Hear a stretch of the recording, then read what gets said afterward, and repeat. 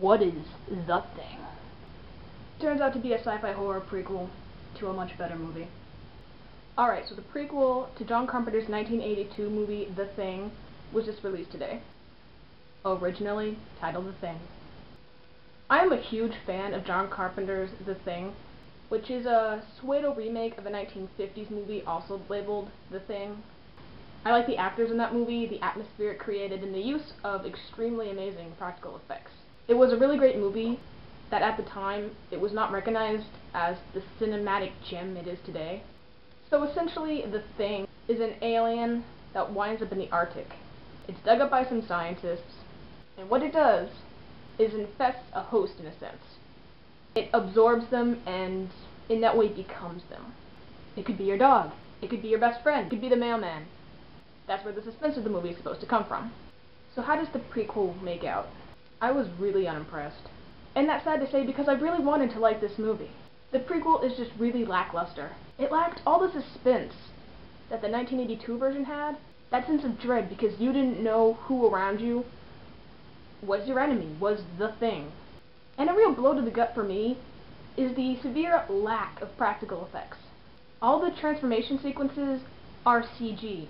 And it's really disappointing. You're hoping that a movie that's being a prequel of an established movie whose practical effects were so real, over the top, that the reason it didn't do well critically was because of its effects. Yeah, John Carpenter's 1982 version grossed a few people out.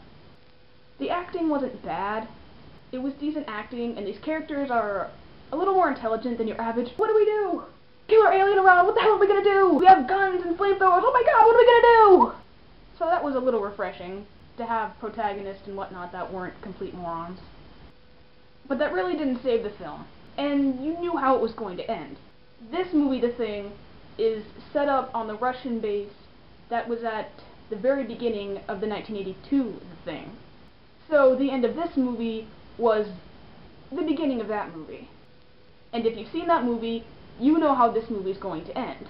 However, but there is a bonus ending at the end of the credits that I didn't stay and watch because what does this movie think it's based off of? A Marvel superhero?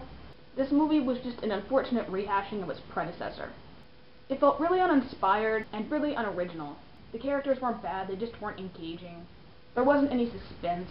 I was never on the edge of my seat. This movie just felt flat. So at the end of the day, I just really can't say it's worth it. Which sucks because it had such an opportunity to be something really great. I didn't hate this movie, but I didn't like it. It does not live up to the 1982 John Carpenter version, and it doesn't come close to the 1950s version. So if you're looking for a good sci-fi horror movie for this October, I strongly suggest the original.